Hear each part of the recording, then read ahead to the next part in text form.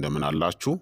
እኔ አለው እግዚአብሔር ይመስገን ደህና ነኝ። ዛሬም በጠቃሚና በአዲስ ፕሮግራም በድጋሜ ተገናኝተናል። በዛሬው የጤና ፕሮግራማችን ላይ የምንመለከተው በየቀኑ የለውዝ ፍሬን ብትመገቡ በሰውነታችሁ ላይ ምን እንደሚፈጠር እነግራችኋለሁኝ። የለውዝ ፍሬን በየቀኑ በመጠኑ መመገብ የሚያስከትለውን ውጤቱን፣ አጠቃላይ ጤናን፣ ክብደትን፣ ልብንና ቆዳን እንዴት እንደሚጠቅም እንዲሁም በየቀኑ መመገብ የሚገባችሁን መጠን እናም መጠንቀቅ ያለባቸው ሰዎች ምን አይነት ሰዎች እንደሆኑም በዚህ ቪዲዮ ላይ እነግራችኋለሁኝ። ይህ የጤና ትምህርት ታዲያ ለበርካታ ሰዎች በጣም ጠቃሚና አስተማሪ ስለሆነ ሁላችሁም በቅንነት ላይክና ሼር በማድረግ ሌሎችንም አስተምሩ እላለሁኝ። ጥያቄ ካላችሁ በኮመንት ላይ አስፍሩልኝ። በቀጥታ ወደ ጤና ትምህርታችን የማልፍ ይሆናል። በየቀኑ ለውዝን ከተመገባችሁ በሰውነታችሁ ላይ የሚከሰቱ ለውጦችን ልንገራችሁ። ለውዝ ከተመገባችሁ ከደቂቃዎች እስከ ሰዓታት ውስጥ የሚፈጠሩ ነገሮች የደም ስኳር መጨመር ፍጥነት ይቀንሳል። በለውዝ ውስጥ የሚገኙት ስብና ፋይበር ከምግብ ውስጥ የሚገኘውን ግሉኮስ በድንገት እንዳይጨምር ያደርጋሉ። የጥጋብ ስሜትም ይጨምራል። ፕሮቲን፣ ስብና ፋይበር የጥጋብ ሆርሞኖችን ስለሚያመነጩ ለረጅም ጊዜ የመጥገብ ስሜትም እንዲሰማችሁ ያደርጋል። ለውዝ ከተመገባችሁ ከ2 እስከ 8 ሳምንታት ውስጥ ደግሞ የኮሌስትሮል መጠናችሁ ይሻሻላል። የኤልዲኤል ኮሌስትሮል መጠን ቀስ በቀስ ይቀንሳል። የኤችዲኤል ተግባርም እየተሻሻለ ይመጣል። እንዲሁም የደም ግፊትና የደም ስር ተግባራችሁም ይሻሻላል። የደም ስሮች ተግባር በጥቂቱ ይሻሻላል። የደም ግፊት ደግሞ በትንሹ ሊቀንስም ይችላል። ጨው ያልተጨመረበት ለውዝን ከተመገባችሁ። የአንጀት ባክቴሪያ ማይክሮባዮም በለውዝ ውስጥ ፋይበርና በፖሊፊኖሎች አማካኝነት የሚፈጠሩት ጠቃሚ አጫጭር ሰንሰለት ወይም ደግሞ ሾርት ቼን ፋቲ አሲዶች ይጨምራሉ። ኢንፍላሜሽን ይቀንሳል። የምግብ መፈጨትም መደበኛ ይሆናል። የአንጀት ባክቴሪያዎቹ ጠቃሚ ባክቴሪያዎች በተሻለ ሁኔታ ይሰራሉ ማለት ነው። እንዲሁም ለውዝ ከተመገባችሁ ከ3 እስከ 12 ወራት ውስጥ የክብደት ለውጥ ይኖራል። የተዘጋጁ ምግቦችን በለውዝ በሚተኩ ሰዎች ላይ ካሎሪው ከፍ ያለ ቢሆንም እንኳን የሰውነት ስብን የመጠበቅ ወይም የመቀነስ ዝንባሌ ይታያል። የጥጋብ ስሜትን ስለሚጨምር እንዲሁም የተወሰነው ስብ ሙሉ በሙሉ አይዋጥም። የክብደት መጠናችሁ ይስተካከላል። የልብና የሜታቦሊክ አደጋችሁም ይቀንሳል። ትራይግሊሰራይድ ይቀንሳል። በተለይም ፒስታቺዮስ እናም ዋልነትን ስትመገቡ።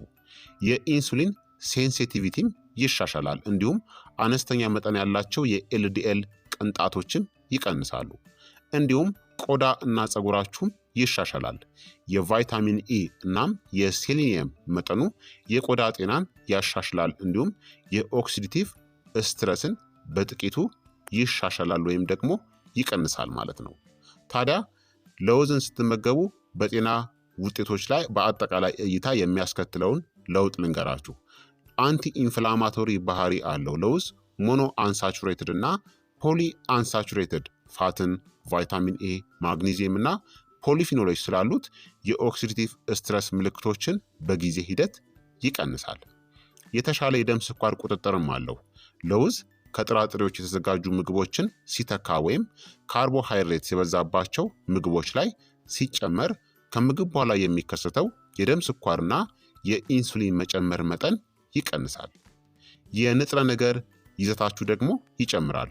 ማግኒዥየም፣ መዳብ፣ ማንጋኔዝ፣ ፎሌት በኦቾሎኒ ውስጥ፣ ቫይታሚን ኢ በአልመንድ እና በሄዝልነትስ እንዲሁም ደግሞ የእጽዋታዊ ኦሜጋ 3 ፋቲ አሲድ፣ አልፋ ሊኖሊክ አሲድ ወይም ደግሞ ኤኤልኤ በዋልነትና ሴሊኒየም በብራዚል ነት ውስጥ ታገኛላችሁ። የንጥረ ነገር ይዘታችሁ ሰውነታችሁ የሚፈልገው እየጨመረ ይመጣል ማለት ነው። በክብደታችሁ ላይ ደግሞ ያለውን ተጽዕኖ ልንገራችሁ። በተደረጉ ጥናቶች በየዕለቱ ለውዝ መመገብ ሌሎች ካሎሪዎችን በሚተኩበት ጊዜ ክብደት እንዲጨምር አያደርግም። የጥጋብ ስሜት፣ የምግብ ፍጆታ ፍጥነት መቀነስና አንሳቹሬትድ ስብ መዋጥ ከኃይሉ የተወሰነውን ክፍል ያስወግዳል። የካሎሪ ይዘት አለው ለውዝ። ነገር ግን ለውዝ ከተለመደው አመጋገባችሁ ላይ ከተጨመረ ክብደት ሊጨምር ይችላል ኦቨር ከተጠቀማችሁ። ስለዚህ መጠንን ማወቅ አስፈላጊ ነው። ለውዝን ለጤናማ ክብደት ለመጠቀም ከፈለጋችሁ ከተዘጋጁ መክሰስና ጣፋጭ ምግቦች ይልቅ ለውዝን ተጠቀሙ። ከፍራፍሬ ወይም ደግሞ አትክልት ወይም እርጎ ጋር በመደባለቅ ከፍተኛ ጥጋብን የሚሰጥ መክሰስን አዘጋጁ። እንዲሁም ከ28 እስከ 42 ግራም ብቻ ተጠቀሙ። ለውዝን ስትመገቡ በልብ ላይ ያለውን ተጽዕኖ ጠንካራውን ጥቅም ደግሞ ልንገራችሁ። ኤልዲኤል ኮሌስትሮል ይቀንሳል። እንደ አልመንድ፣ ዋልነት፣ ፒስታቺዮስ፣ ፔካን እና ኦቾሎኒ የልብ ጤናማ የአመጋገብ ስርዓት አካል ሲሆኑ ኤልዲኤልን በተከታታይ ይቀንሳሉ። ትራይግሊሰራይድ ይቀንሳል። በተለይ የፒስታቺዮስ እና ዋልነት ፍጆታ የትራይግሊሰራይድ መጠንን ይቀንሳል። የደም ስር ተግባርና የደም ግፊትን ይሻሻላል። አርጂኒን እናም ፖሊፊኖሎች የደም ስሮች እንዲሰፉ ይረዳሉ። የደም ግፊት እንዳይጨምር ጨው ያልተጨመረበትን ለውዝን ምረጡ። የልብ ምትና የፕላክ መረጋጋትን ይኖራል። ኦሜጋ ስሪዎች አልፋ ሊኖሌኒክ አሲድ ወይም ደግሞ ኤኤልኤ በዋልነት ውስጥና በቫይታሚን ኢ የበለጸጉ ለውዞች የኦክሲዲቲቭ ስትረስን በመቀነስ የተረጋጋ የሊፒድ መጠን እንዲኖርም ይረዳሉ። ታዲያ ለልብ ጤና ተመራጭ የሆኑ ለውዞች የምንላቸው ዋልነት በጣም ተመራጭ ነው። በ28 ግራም ውስጥ ወደ 2.5 ግራም ኤኤልኤን ይይዛል። አልመንድ በቫይታሚን ኢ የበለጸገ እናም ኤልዲኤልን ይቀንሳል። ፒስታቺዮስ ትራይግሊሰራይድን ይቀንሳል። ኤችዲኤል እና ኤልዲኤል ጥምርታን ደግሞ ያሻሽላል። ኦቾሎኒ ደግሞ በቴክኒክ ጥራጥሬ ነው፣ ግን ጨው ካልተጨመረበት ያለ ዘይት ከተጠበሰ የልብ ጥቅሙ በጣም ተመሳሳይ ነው ማለት ነው። በቆዳችሁ ላይ ደግሞ የምታዩትን ተጽዕኖ ወይም ደግሞ ለውጥን ልንገራችሁ። የቆዳ መከላከያ እናም እርጥበትንም ይሰጣል። ቫይታሚን ኢ በአልመንድና በሄዝልነት ውስጥ የሚገኘው የቆዳ ስብን ይከላከላል። አንሳቹሬትድ ስቡ ደግሞ የቆዳውን የውጭ ሽፋንን ይደግፋል። አንቲኦክሲዳንቶች እንደ ቫይታሚን ኢ እናም ፖሊፊኖሎች በአልትራቫዮሌት ጨረር ምክንያት የሚፈጠሩትን ፍሪ ራዲካሎች ለመገደብም ይረዳሉ። የፀሐይ መከላከያ መጠቀም ግን ያስፈልጋል። ኢንፍላማቶሪ እናም ብጉርንም ይቀንሳል። አጠቃላይ የአመጋገብ ሁኔታ በጣም አስፈላጊ ነው። ለውዝ ብቻውን ብጉርን አያመጣም። በጣም ጣፋጭና ጨዋማ የሆኑ የለውዝ ቀይጦች በተዘዋዋሪ ብጉሩን ሊያባብሱ ይችላሉ። የኦሜጋ 6 የለውዝ መጠንን ከኦሜጋ 3 ምንጮች እንደ ዋልነት፣ ተልባና አሳ ጋር ማመጣጠን ያስፈልጋል። በቆዳችሁ ላይም ድንቅ ለውጦችን ታያላችሁ ማለት ነው።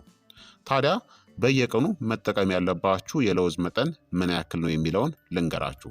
በአጠቃላይ ለጎልማሶች ከ28 እስከ 42 ግራም በቀን ቢጠቀሙ ይችላሉ፣ ወይም ከ1 እስከ 1.5 አውንስ ማለት ነው መመገብ ይቻላል። ይህ ደግሞ ከ23 የአልመንድ ፍሬዎች ጋር እኩል ነው። ከ18 የካሸው ፍሬዎች ጋር እኩል ነው። ከ49 የፒስታቺዮስ ፍሬዎች ጋር እኩል ነው። ከ14 ግማሽ የዋልነት ፍሬዎች ጋር እኩል ነው። ከ19 ግማሽ የፔካን ፍሬዎች ጋር እኩል ነው። ከ21 የሄዝልነት ፍሬዎች ጋር እኩል ነው። ከ28 የኦቾሎኒ ፍሬዎች ጋር እኩል ነው። ስለዚህ በቀን ከ28 እስከ 48 ግራም አዋቂዎች መመገብ ይችላሉ ማለት ነው። ታዲያ የብራዚል ነትስ የምንለው እጅግ በጣም ከፍተኛ ሴሊኒየምን ይዟል። ሴሊኖሲስን ለማስወገድ በየቀኑ ቢበዛ ከ1 እስከ 2 ፍሬዎች ወይም በሳምንት ጥቂት ፍሬዎችን ብቻ ብትመገቡ ይመከራል። ብራዚል ነት የምንለውን ስትመገቡ ደግሞ ጨው ያልተጨመረበት ያለ ዘይት የተጠበሰ ወይም ደግሞ ጥሬን ምረጡ። በወተት ወይም በስኳር የተለበሱ ቀይጦችን አስወግዱ። ልጆች ደግሞ ከጎልማሶች መጠን ግማሽ ያክሉን በትንሽ መጠን መመገብ ይችላሉ። ክብደት መቀነስ ደግሞ ግብ ከሆነ በቀን 28 ግራም ተመገቡ። እናም ከሌሎች ምግቦች ጋር ጨምሩ እንጂ ከመጠን በላይ አትመገቡ። እንዲሁም ኤልዲኤል ኮሌስትሮልን ለመቀነስ ከፈለጋችሁ እንደ ቫይታሚን ኢ ያሉ ይዘት ያላቸውን እንደ አልመንድ፣ ሄዝልነትና የፒካን ለውዞችን ተጠቀሙ። ኦሜጋ 3 ፋቲ አሲድ እና ትራይግሊሰራይድን ደግሞ ለመቀነስ ከፈለጋችሁ ዋልነትን ተጠቀሙ። ኦሜጋ 3 ለመጨመርና ትራይግሊሰራይድን ለመቀነስ ይረዳል። የደም ስኳርና የኤችዲኤል ጥምርታ ማሻሻል ከፈለጋችሁ እንደ ፒስታቺዮስ እና ኦቾሎኒ እንዲሁም አልመንድን ተጠቀሙ። ለጡንቻ እናም ለነርቭ ተግባር የሚረዱ ማዕድናትን ለማግኘት ከፈለጋችሁ እንደ ካሸው በማግኔዥየም የበለጸገ ነው። እናም ፒስታቺዮስ ደግሞ በፖታሲየም የበለጸገ ነው። እነሱን ተመገቡ። የታይሮይድ እናም የአንቲ ኦክሲዳንት ኢንዛይም ድጋፍን ከፈለጋችሁ ደግሞ የብራዚል ነትን ተጠቀሙ። ግን በሴሊኒየም ከፍተኛ ስለሆነ በቀን ከ1 እስከ 2 ፍሬ ብቻ መመገብ ያስፈልጋል። ታዲያ ለውዝን ሲመገቡ ጥንቃቄ ማድረግ ያለባቸው ሰዎችን ልንገራችሁ።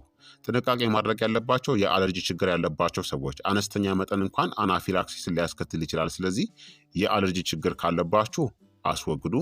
የኩላሊት በሽታ ካለባችሁ ለውዝ በፖታሲየም እና በፎስፈረስ የበለጸገ ነው።